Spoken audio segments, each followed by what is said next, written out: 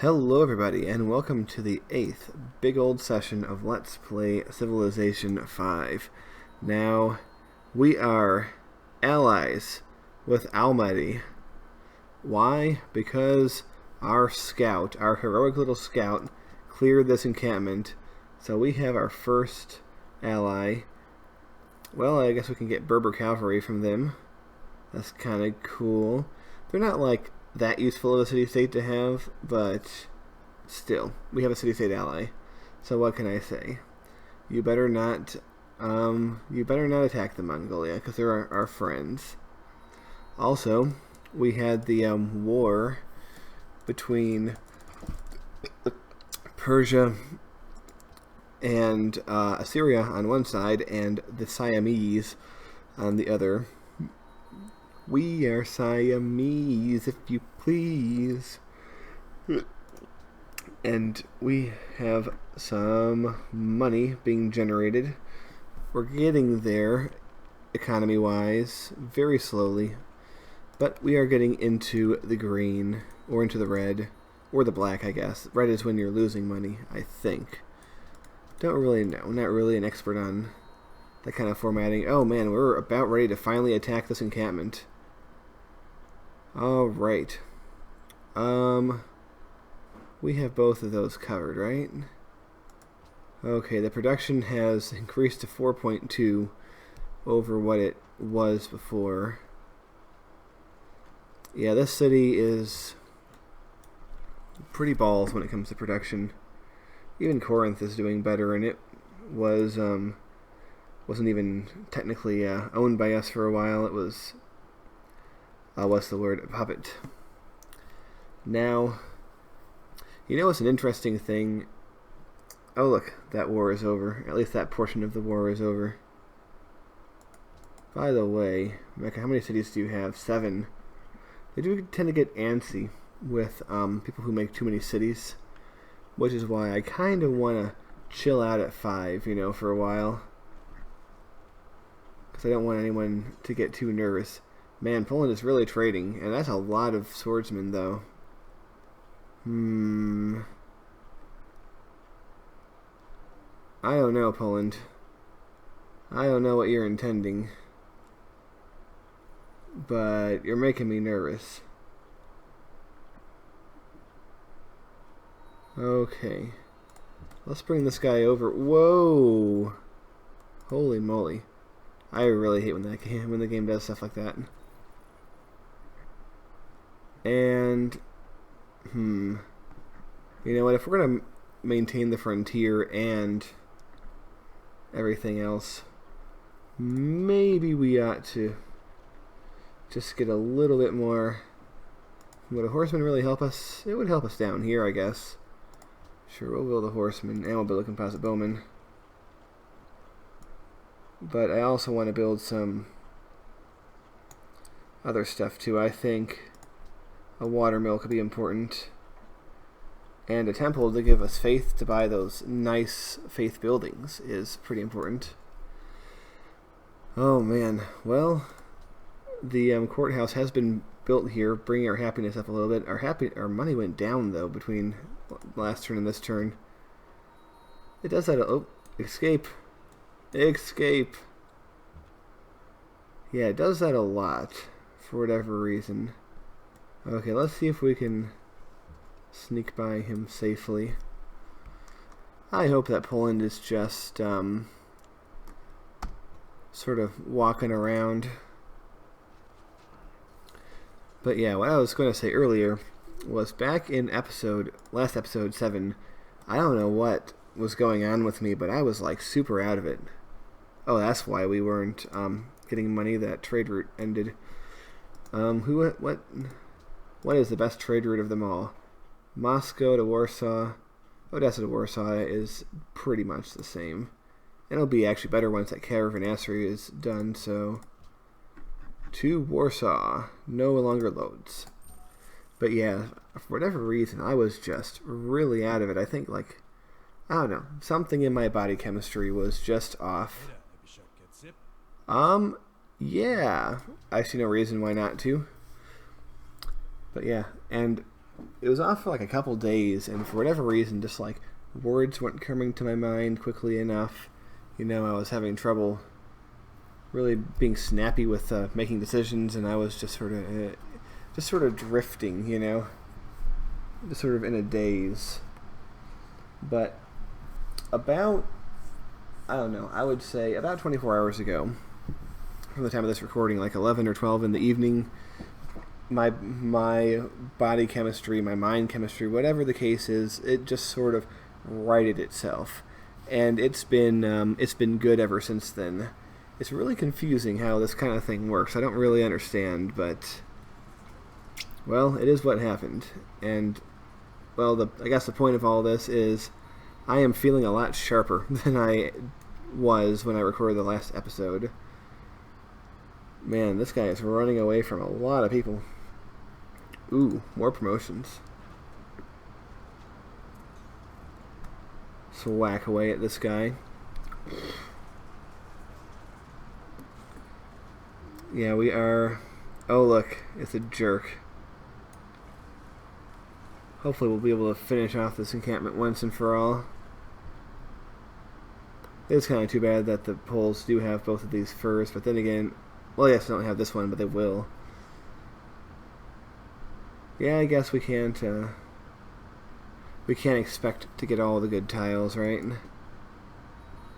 I mean, if we invade, we can, but... Oh, no. I just want somewhere safe to heal. That scout's been out since the beginning of the game. I mean, look at all of this, you know? That was all the one scout. Oh, Moscow has grown. That's good. Yeah, Moscow is still growing slower than I would like. And look, the Byzantines are spreading Judaism. Which is kind of funny when you think about it, because Judaism isn't really a proselytizing religion, for lack of better words. They don't go out and spread. They tend to keep it within their community. It's very different from Christianity or Islam in that regard. You know, religions that try to, at least in theory, get everybody on board with it. Ooh, he wants to give me a chunk of money. So...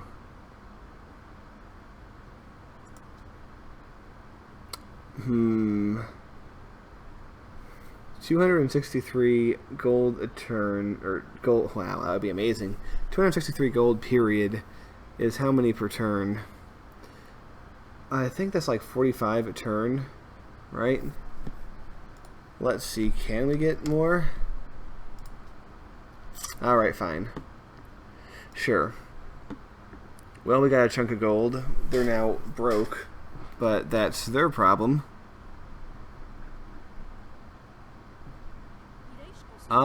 Sure, my friend. Yeah, they need to... Oh, I wish I knew. I wish I remembered. I think it's 45. So 45 times... We're basically getting about 6 gold per turn, I would say. Damn, Poland. You're freaking me out, bro. Alright.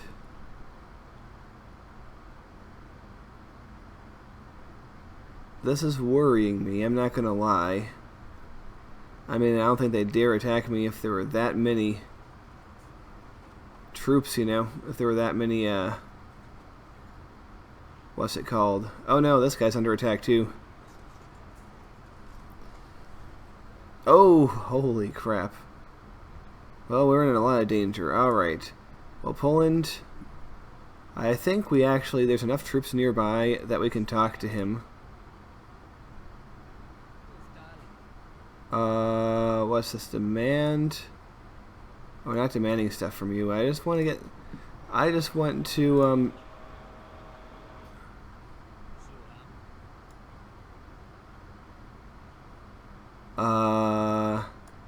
okay, I guess they're not close enough for...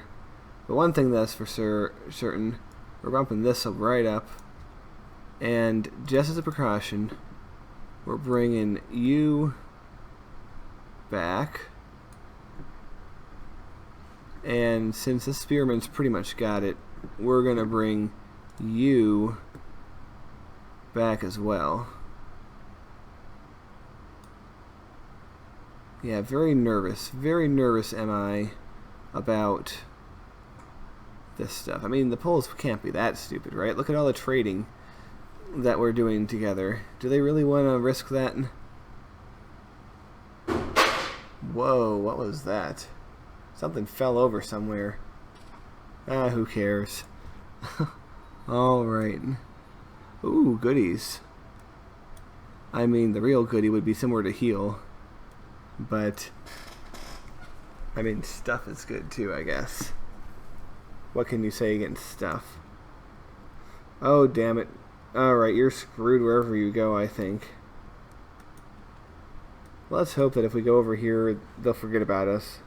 I don't think it's likely. I think that guy's dead. I think he is D-E-D dead.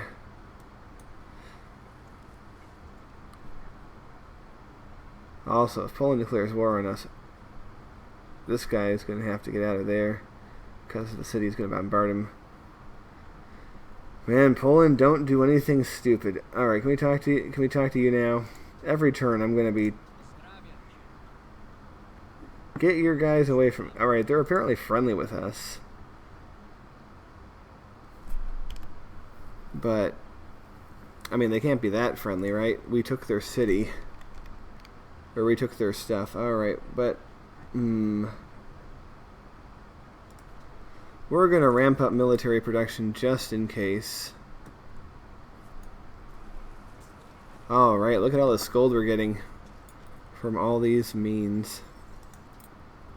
We have enough money to possibly rush out something if we have to. Alright, our library is being worked on. How about you? Your library is next.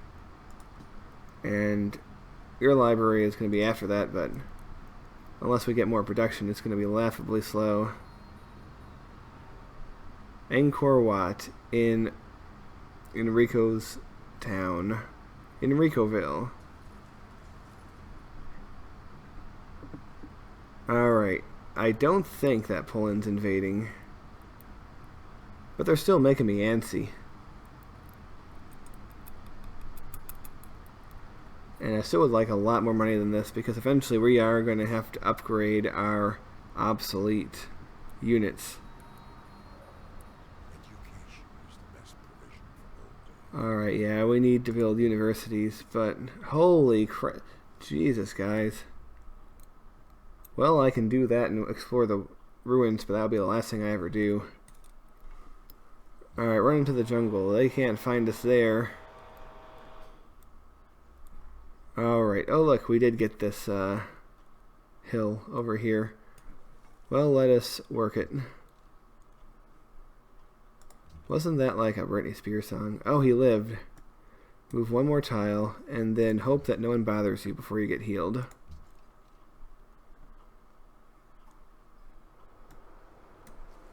Maybe we can fool him into taking this Polish worker. That would be pretty cool. But yeah, slowly making money. St. Petersburg is slowly growing. And don't worry, eventually, I mean, we could force him to use these other tiles, but I don't know. I think we're just going to let good old St. Petersburg grow at its own rate, go to its own place. Yeah, why not? Yeah, we're at the point of the game where research agreements definitely are something to think about. They do take up a lot of the money that we could be using for other things, but the boost in research is significant and important, so it's something we want. Spain and Portugal, so they must be doing alright on money. Portugal hasn't really made a lot of cities, but, and to be fair, Spain only has these three. Portugal has its one city and another one somewhere. England now has 8 cities. They're going nuts.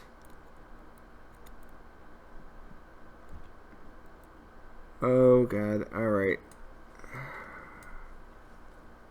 Run away.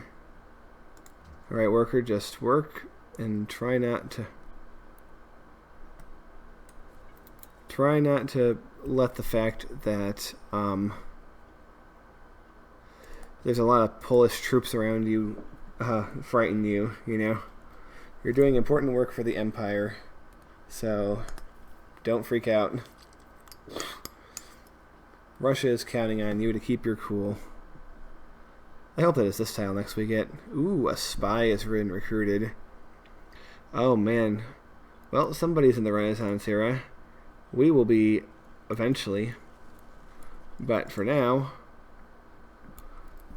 we have the ability to spy on somebody.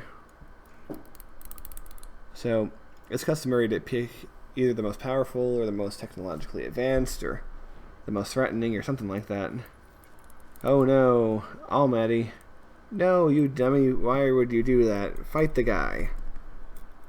You're my buddy, I don't want to see you get hurt. Oh, where are you going, Mongolian horseman? He might be safe there to heal up. Alright. How fast are you growing, St. Petersburg? Alright, guys. I have to insist that you work at least... Will that really help us, though? Enough. Enough. Okay. Alright, it's time to start getting our stuff together over here. Oh yeah, that iron. We really want that iron, don't we? So if I just click on that, it's going to want to expand there on its own soon, I'm sure. How about this? Na, come and get me. Alright, you hang out in Corinth. There's a big area that we're not really patrolling now. But I think we can send guys from our primary area fast enough before the inevitable encampment problems really get bad. Oh yeah, we have to... I guess we'll do that next turn. The spy, that is. Get him out there. Get him to do spy stuff. Make Spy Kids 3D or whatever.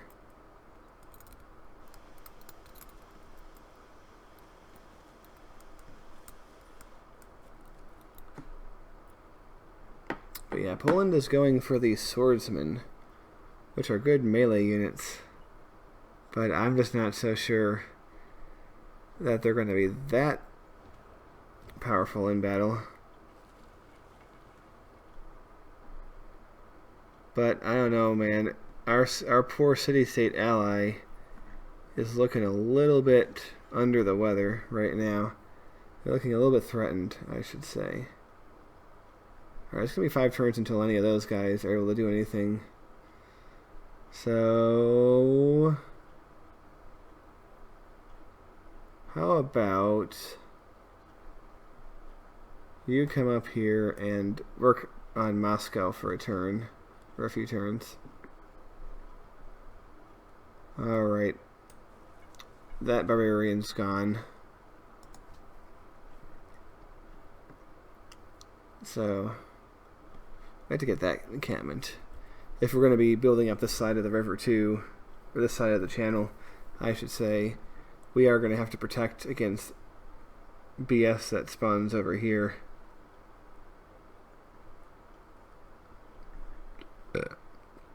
Eventually the city will encompass that wheat.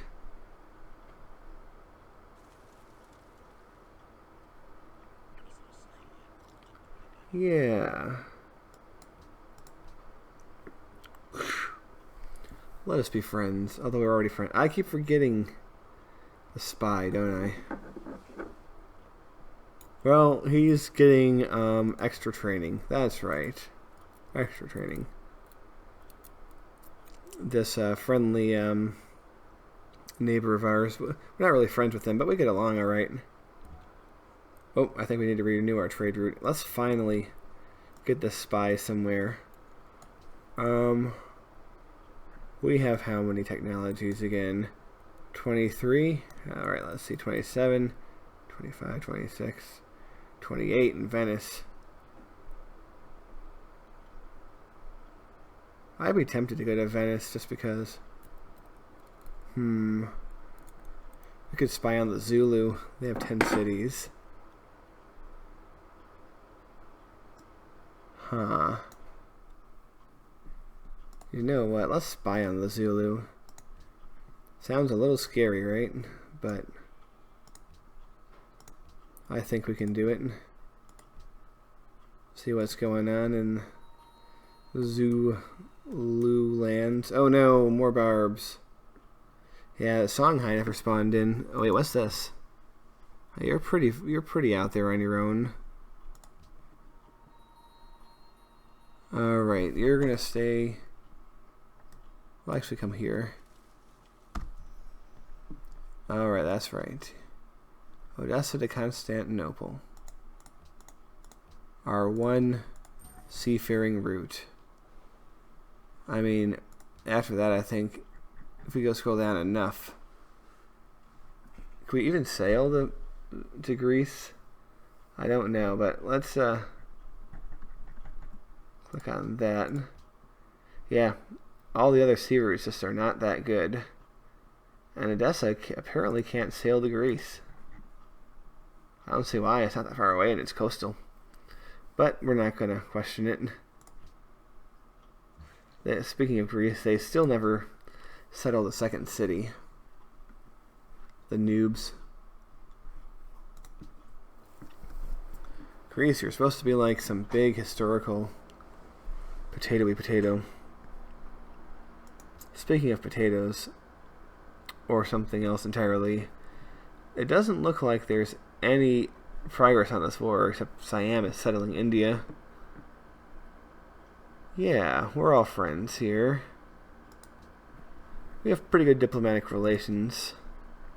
It looks like there's not that much fallout, if any, long-term fallout from the war with the Russians, or with the Greeks. We are the Russians, of course. Okay.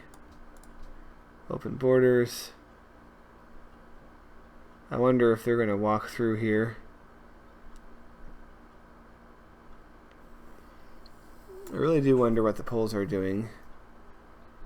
Yes, we're all friends. You, reclining queen, woman, person. I bet your back is going to eventually really ache just reclining in that position for long enough. Man, so Mongolia is not officially at war with them. What are they doing then?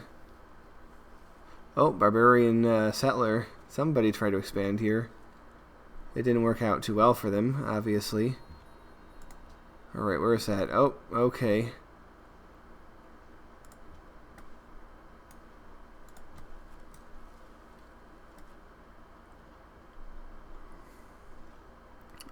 Yeah, let's walk closer. And then we'll fire. Alright.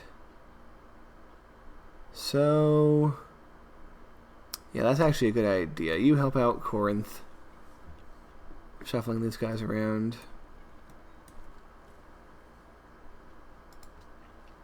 Yeah, so you know, if you ever see like crazy exploration patterns on the map, it's usually because the scouts were running away from barbarians.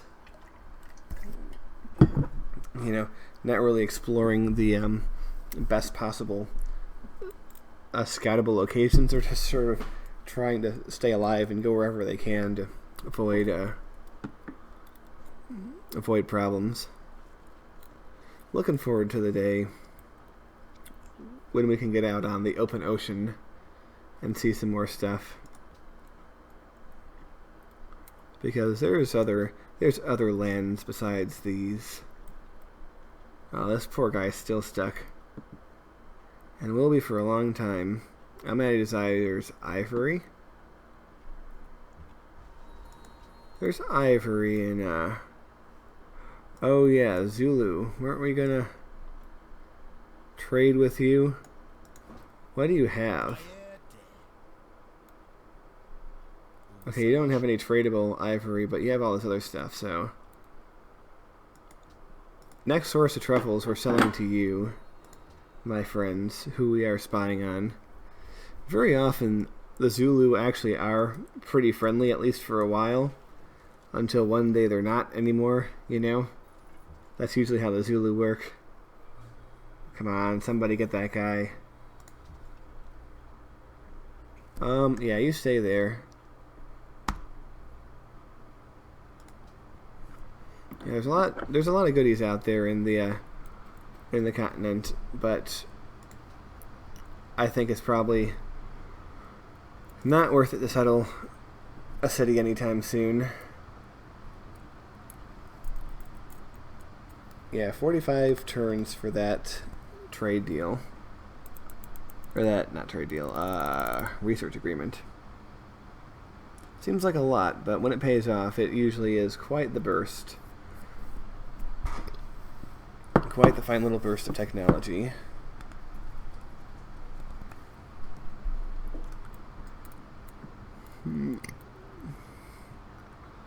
So what is going on with you guys? How have you guys been? I've been neglecting to ask you. This Great Wall is pretty crazy. But yeah, so far doing okay. Yeah, our military is getting quite large. I mean, other people's military are getting larger at a faster rate, but it's not that big of a deal for us. Eventually, we're going to get to machinery and be able to build crossbowmen, and hopefully we'll be able to have a little bit more money by then. We're going to get a new trade route soon, so that's going to help very much in these endeavors. Alright, time to get this camp up. Too bad I can't trade more than one source of truffles that the Zulu can then go and trade to somebody else for further profit, so I can get more of their luxuries. That would actually be a decent gameplay mechanic, but that might be too game breaking for people who have like tons and tons of resources or money. Is that all you're going to give me? Oh, you can give me more. But you know what? I'm sorry, my heart is set on the Zulu. Like I said, Korea, my heart is set on the Zulu, although I like you, so I might trade with you the next one. Everybody wants my truffles. Everybody wants my truffles. Doo-doo-doo-doo. Hey, what's up, Zoo? What am I least likely to get in the future? Probably citrus. Excellent. Look at my happiness now.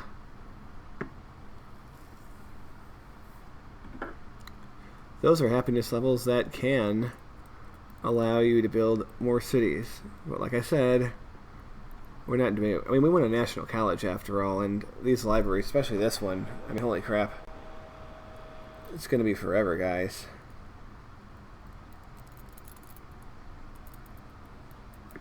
So, no new cities for a while. Okay. Man, Africa is full of barbarians. It's a little bit hairy for us. Alright, so you got that. Any others that you haven't hooked up yet? This one. Okay. Get over there.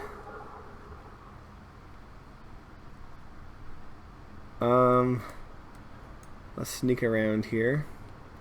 Oh, what's this? Shaka has launched a sneak attack against Harun al-Rashid. One cool thing you can do is we can tell him about it. It's like, hey buddy, just a heads up, the Zulu are coming, so you might want to do anything. I actually don't know if it has any effect whatsoever in terms of like AI, but oh look, we got new squares. New squares in 2 places. Ooh, that was a burp of an annoyance. I just had some pizza. I like to make those DiGiorno and other different kinds of what's it called? Whatever you call the pizza that you make at home. There's probably not a special name for it. What am I saying? But it's very good. One of those pizzas weighs more than 2 pounds, and I have been known to eat an entire pizza all by myself on occasion. However, I have been good lately. I've only eaten 2/3 of the pizza on my own and saved the rest for later. And I still want to know where those Mongols are going. Like, if they're coming all the way over here to invade me, that would be pretty wild. I mean, of course, Mongolia did invade Russia, historically. So I guess it's not that crazy, but I mean, didn't they invade everyone else first on their way to Russia? Isn't that how it went? I don't know. I'm not a historian. I do have a Russian historian friend, as I have previously mentioned. But yeah, I have always found the Mongols to be deeply fascinating because we don't learn about them in school, or at least you get the bare minimum amount of information. But I've always wondered how the Mongols, which I can't imagine there were ever like that many of them, or they were that organized before Genghis, how a group of Mongols like that could, within a few generations have the largest empire in the world. Like, they just tore out of Mongolia. They conquered, like, all of Russia, all of China, most of Central Asia. They went down to the Middle East. They got as far as Poland, Like, I don't know how that's possible. Like, it just boggles the mind. I just can't comprehend how they did it. I mean, I do understand a little bit of, like, the appeal of how they were able to hold their empire together. Because, I mean, they were very brutal, and they, pretty much from what I understand, when they came into a new area, they would completely destroy, like, one city just to show that they could and to make everyone fear them. And that pretty much caused everyone else to be very willing to work with them and to submit to their rule, just because the alternative was pretty brutal death. So that's what they did. But it's kind of interesting because they might have been brutal in the conquest, but once they took over, from what I understand, the Mongols actually charged their people, oh hi Kabul, they actually charged the people they conquered lower taxes than, wow, they got wrecked, holy crap, their entire empire is on fire. Well, not empire, but state. But yeah, they charged the people they conquered lower tax than their previous rulers, and pretty much they could basically govern themselves. They just had to pay tribute to the Mongolians, and once in a while the Mongols would come around and just sort of humiliate the local elders or whatever, which I'm sure was great fun to the common people of those settlements. So, it is kind of interesting though. But I think by far the most interesting thing about Genghis Khan and the Mongols is the whole morality of it, because one thing that's certain is that... Oh, Hanoi, what are you doing? Well, the conquest of Genghis Khan killed more people in proportion to the world's population than any war before or since. So you would think that because of that fact, the entire world would hate Genghis Khan, basically. But actually, opinion on him is quite divided. And certainly, there's a lot of good things he did. I mean, I'm not the best person to ask about this, but his empire at least had, I guess, kind of like, he was somewhat of a statesman. Like, he put together a pretty decent empire, And I forget what, I think there was like a statement that said that at the peak of the Mongol Empire, a woman could go carrying a block of gold in her hand, and she can safely pass from one side of the empire to the other because of the strict sort of law and order and control that they had there, and the honor, you know. I'm not explaining this well, obviously, but I just find it really fascinating. But the thing is, even if Genghis Khan created like a very nice empire, he did so at the expense of enough lives to make Stalin or Mao blush, you know? And it's one of those questions of like, do the ends justify the means? Because I don't know. I feel that, oh cool, we can have our trade routes now. But yeah, the Mongolians, they have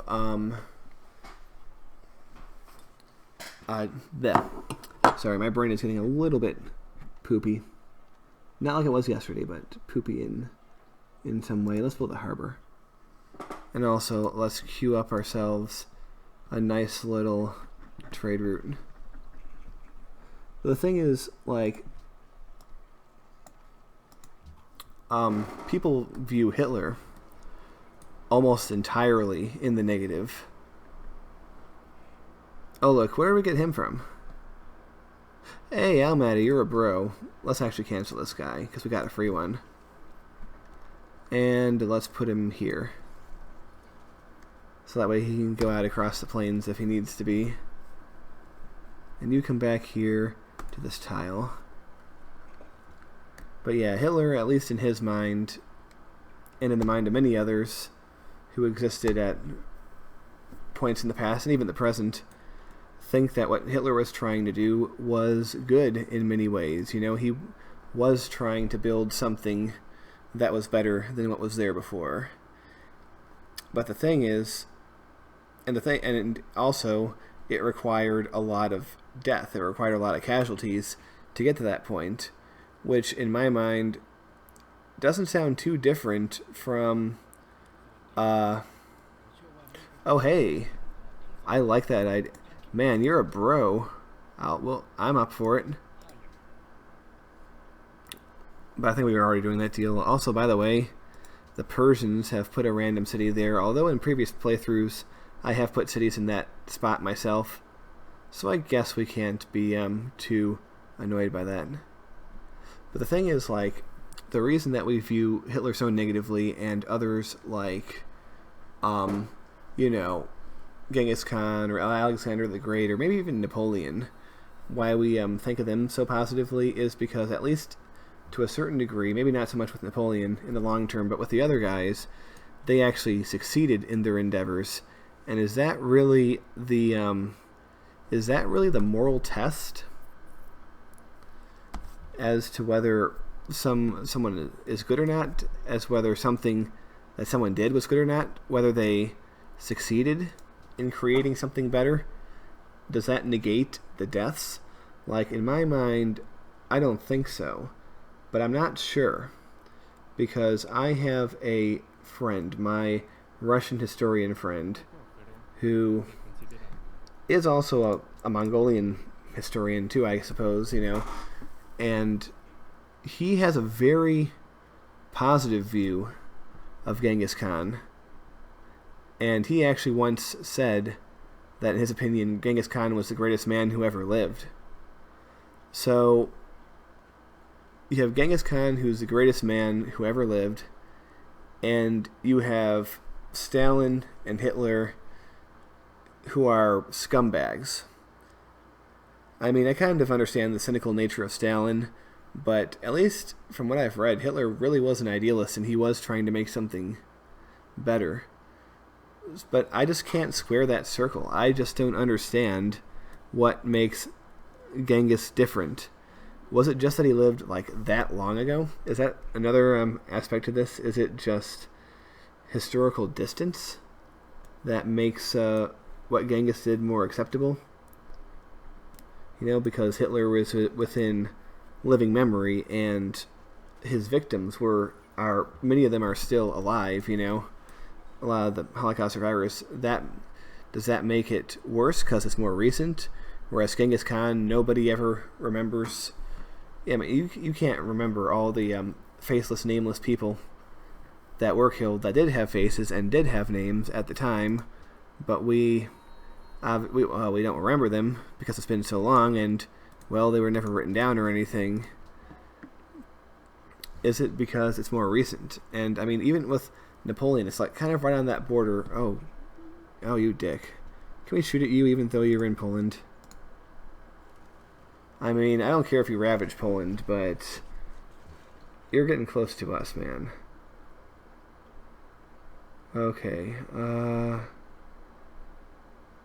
yeah, you come down here, I guess. But yeah, it is a very difficult moral question, and it's like I said, I cannot square that circle in my mind. Because, of course, and this isn't just an academic discussion either, because I think this kind of, the answer to this question has very big implications on future events, because I'm very fearful that we're getting to a point where genocide and war are going to be coming,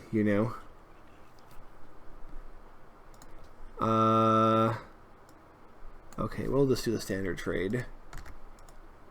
No one else has anything I want right now, so sure. But yeah, because I think that with the growing tensions, especially with the clash of civilizations, with all the Islamic, Middle Eastern, North African, and Sub-Saharan African migrants that are coming into Europe and North America, and with the changing demographics, I think that the tensions between the two groups are going to be very problematic. I mean, we're going to have... Oh, damn you. You broke my crap. Alright, never mind. No, you come over here. You're going to fix that. But I'm very worried that that's going to end in either genocide of the white Europeans, basically by falling birth rates, but maybe pogroms once they become in the minority, or I'm afraid it's going to result in the genocide of the Middle Eastern people, because eventually people are going to get fed up, and there's going to be a blowback, which is going to lead to an escalation, which is going to lead to genocide. So I'm worried that one way or another there is going to be genocide. And the really difficult thing to think about when it comes to these kinds of things is, if it's inevitable, if it's going to happen, then I don't even want to say what I'm thinking right now, because, well, let's be honest, if there is a conflict, between your people or your family and another family, let's say, you don't want to hurt the other family necessarily, but your primary focus is to keep your family alive. You understand? That's what you want to do. You want to keep your side, your people, alive, because that's how we function as human beings. And that's how the other side thinks too. So the question is, I guess Poland, I guess you can have open borders. I'll let it go. But in a very roundabout way, what I'm basically asking is, if what happens is we get to such a point of tension and civil war and violence, that we have to do our own internal Genghis Khan, in quotes, and we have to go nuts, and blood has to be shed, is that justifiable? Could that be justified in any way? Because with Genghis, it seems like it was, whereas with Hitler, it wasn't. And like I said, I just don't understand the difference. If somebody could explain that to me, that would be great. Of course, what I hope for is that these tensions that are happening in the Western world right now and around the world do not escalate to the point where genocide becomes thinkable on either side. What I'd prefer to happen is for, well, number one, we have to really reduce the welfare state so that we have not so many people dependent on it, especially immigrants, who didn't pay into it and don't assimilate with the culture. And that's going to lead to them going back to their own homes peacefully. And that's what I want. I want a peaceful resolution. Number two, we have to help them where they are. Like if there's an issue in the Middle East or somewhere else, I'm not opposed to chipping in a little bit voluntarily to help them out, but it's cheaper to help out refugees in their own countries than it is to bring them to Western countries. Plus, at the same time, most of the people coming from third world countries into the Western world are not refugees. It's only actually a very small percentage. But ultimately, I think that it's better off if these groups of people go back to their own home countries, and basically we leave them alone over there. We let them lead whatever kind of life that they want to lead, and they leave us alone to lead whatever kind of life that we want to lead in the West here. And I think that's the best solution. I don't think there's anything wrong with that. I mean, this whole multiculturalism experiment has brought us to this point where we're thinking about these tensions and what might happen. So it just needs to end. It just needs to end because we are overwhelmed, all of us, by all of this. And we just need to have, if you really want diversity, you don't mix all the colors together. You have the colors in their little separate palettes. I'm not saying that there can't be relations and trade and friendliness and all that kind of stuff, but all this mixing and everything, I've seen firsthand how it destroys neighborhoods, destroys community trust, breaks social bonds, and that word didn't seem to go in any direction, but I've seen firsthand how multiculturalism, multiracialism, all that kind of stuff just completely destroys and eviscerates culture. So we need to peacefully go our own way, because the last thing that I want is for the specter of genocide to ever be raised again by any group against any other group. So that's all I'm saying. I'm saying I just want peace. But yeah, the Genghis Khan question still bothers me because peace is not always possible, and if every attempt for peace fails, and if war comes, and if war is as brutal and total as it was, genocide might happen. And it's not something that I want or anyone wants, but if it's going to happen, then, I'd rather not be the one. I'd rather be on, the right side of the gun rather than the wrong side of the gun. And I think everyone does. So, It's a very tense situation. And wow, you're getting dogpiled on, Arabia. Damn. But yeah, so because there's that specter of genocide, there's the question of Genghis Khan. Because when Genghis Khan did everything that he did it for his people so that they would have a future.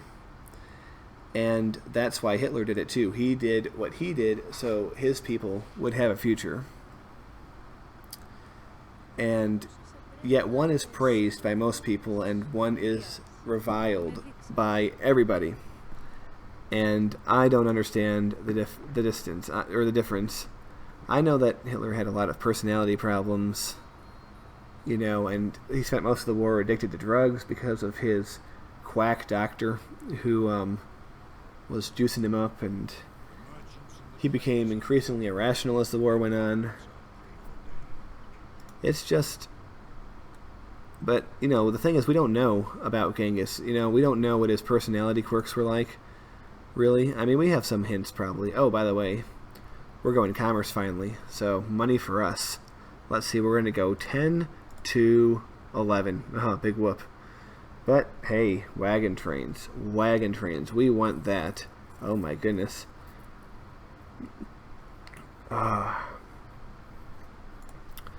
But, like I said,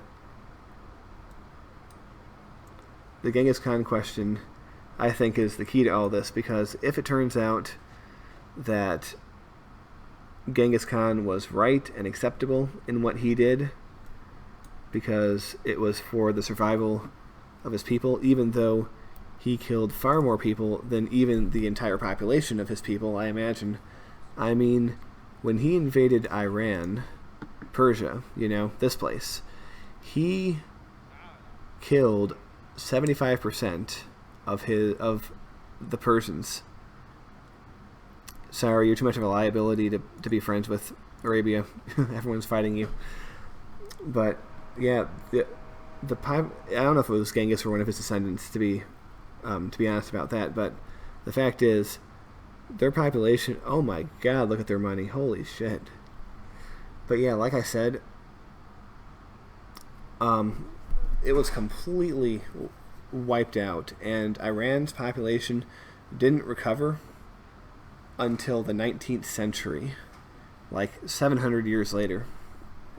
I mean, Genghis Khan was a brutal, brutal person.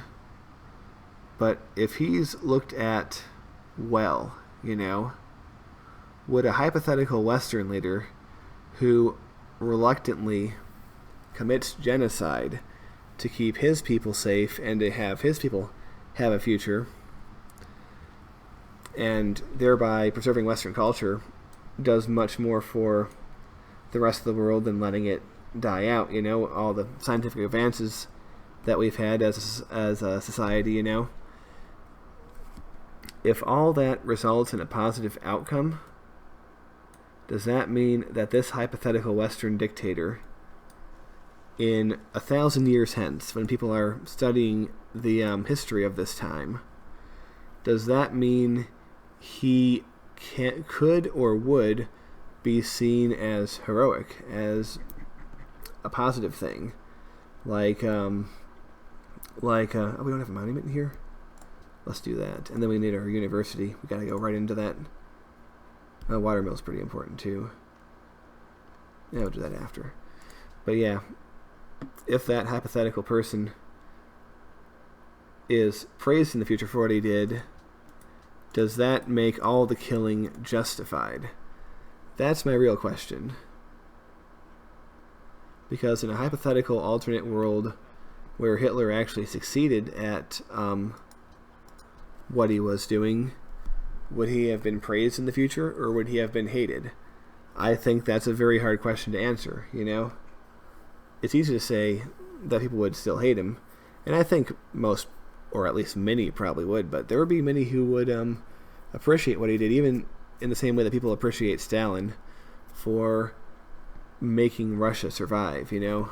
Even though it was Stalin's policies that weakened the Soviets to the point where the Germans got as far into Russia as they did in the first place, wiping out a lot of the experienced generals and starving a lot of the population, making the Ukrainians resentful so they would be more sympathetic to the German invaders and all that. But even with all that, his leadership caused the Soviets, under his leadership, I should say, the Soviets won the war. So he still looked on at least somewhat favorably for that action. Whereas Hitler, because he completely lost the war, Germany was bombed into the Stone Age.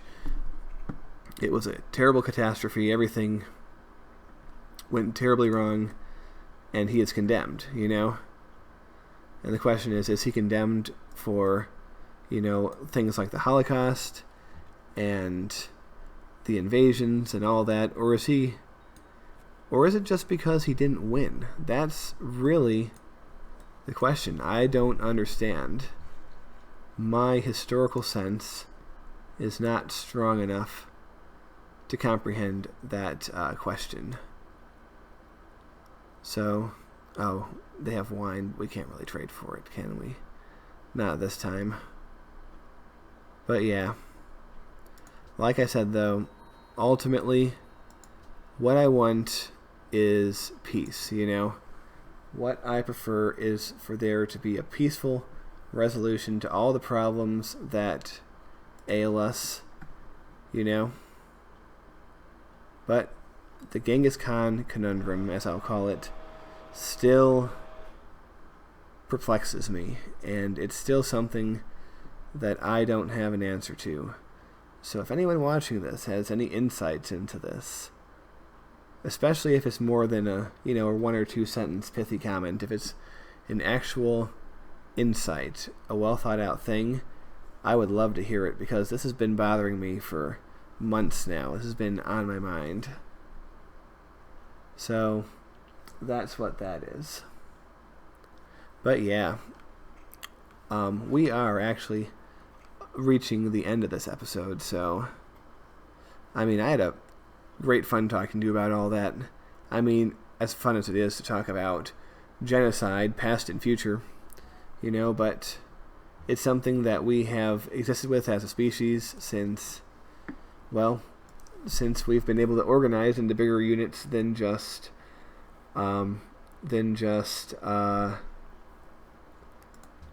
tribes, So I don't know. I find the whole thing very fascinating and very troubling, and I hope that somebody out there has some form of answer. Oh, hi, Zulu. By the way, I don't know how many people we don't know. I think it's only like 2 or 3. I think we've pretty much met everyone. Alright, our trade route's been built.